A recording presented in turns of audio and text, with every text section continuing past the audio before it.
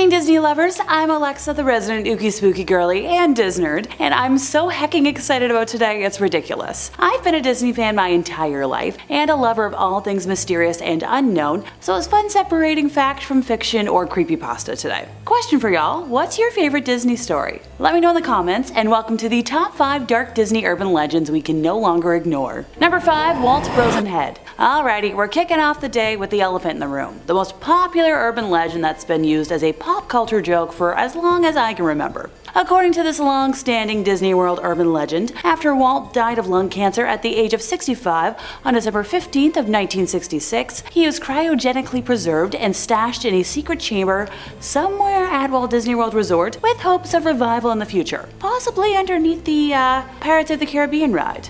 Also, it could have been over at Disneyland. Who knows? Walt's health had been deteriorating for many months before he finally agreed to enter St. Joseph Hospital in California on November the 2nd of 1966, where doctors discovered a walnut-sized spot on the x-ray of his left lung and advised immediate surgery. Disney left the hospital to attend the studio business for a couple of days, then re-entered St. Joseph on Sunday, November 6th, for surgery the next day. During Monday morning's operation, doctors found his left lung to be cancerous and removed it. His oversized lymph nodes were an indication that Walt didn't have much longer to go, and after 2 weeks of post-operative care, he was released from the hospital. He crossed the street to his studios and spent another 10 days tending to studio business and visiting relatives before he grew too weak and had to return to St. Joseph's on November 30th. His health started to fail even more rapidly than expected, and drugs and cobalt treatments sapped what little strength he had left. Walt died 2 weeks later when his circulatory system collapsed on the morning of, December 15th. In the decade since Walt's death, the claim that he arranged for his body to be frozen have become, kind of ubiquitous. Was Walt aware of the possibilities of life extension through cryogenics? He certainly could have been, aware of the progress being made in the research. Numerous articles and books on hypothermia and the preservation of animal tissue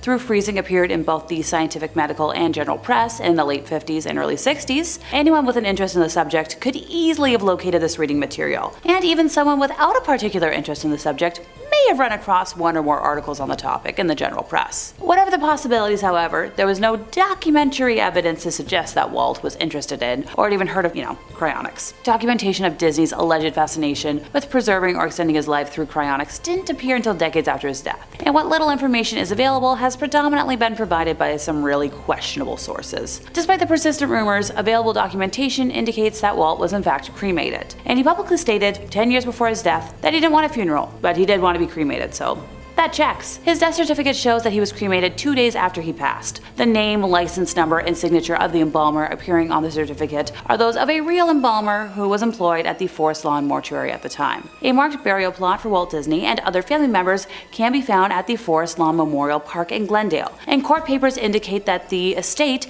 paid $40,000 for the interment property. Statements concerning Disney's alleged preoccupation with death are generally attempts to sensationalize the topic by distorting the facts. Although he did worry about dying prematurely, Walt wasn't obsessed with death. Supposedly having been told by a fortune teller that he would die when he was 35, he, kind of brooded about his inevitable demise during occasional bouts of depression, even though he had long passed that, but who hasn't? Contemplating one's mortality isn't an unusual behavior, and there's no evidence that Walt did so to an extensive degree. It is true that his death was not officially announced to the press until several hours after it occurred, on Tuesday, December 15th, but the reasons behind the delay were perfectly ordinary ones, and not so he could be rushed to a chamber. Several family members had to be notified before a public announcement could be made, and Disney studio executives had to be located and informed, that the head of their organization had passed before the information would be released to the press. Part of me will always believe this legend, though.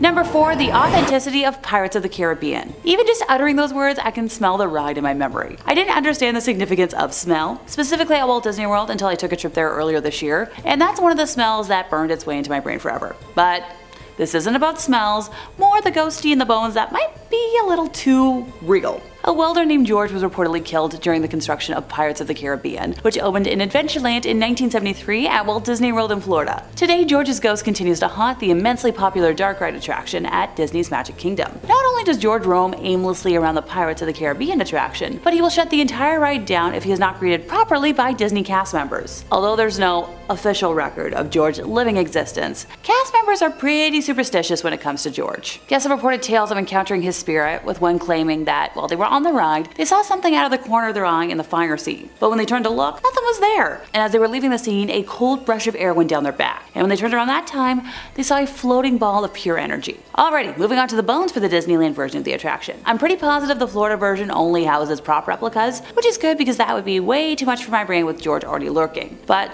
the California version of the ride did, in fact, originally feature genuine, real-life skeletal bones. The bones were provided by UCLA Medical Center and placed around various locations throughout the attraction. The morbid incorporation of actual human remains from the Walt Disney Company's perpetual strides towards perfection and authenticity, something I very much love about them. The technology of the day just wasn't up to par in producing realistic enough faux skeletons at the time. Fortunately, that's no longer the case, and apparently, Disney has since replaced the real bones with very realistic fake ones. But there is reportedly at least one skull that is still the real deal. You'll find it in the captain's quarters on the headboard behind the dead man's skeleton in the bed with the magnifying glass and map. Some sources say there are other real bones still present in the addition, so feel free to keep a close eye next time you visit the park. I know I will if I ever visit. Number 3, no one is declared dead on Disney property. Disney can apparently claim that no one has ever died at one of their theme parks because they always ensure that accident victims are removed from the park property before being declared dead. This legend is based upon the very specific and often confusing distinction between actual death and declared death. For example, if a seriously injured victim of an automobile accident were loaded into an ambulance and died en route to the hospital, he or she generally would not be officially declared dead until they arrived at the hospital and were examined by a doctor. The difference in time between the actual physical death of the patient and the declaration of death by the doctor is the discrepancy on which this legend runs. So the claim here is not that no one has actually, ever died on Disney theme park property, but whether Disney can legitimately make the claim that no one has ever died at a Disney park because they ensure that any declaration of death takes place outside a park property. So does Disney really attempt to, get injured or already dead persons off their property before any declaration of death occurs? Obviously, they're not going to put out some PR statement and be like, oh yeah, totally. But some former Disney employees have reported that the no one dies on Disney property is indeed a company policy. That is suggested in the book Inside the Mouse.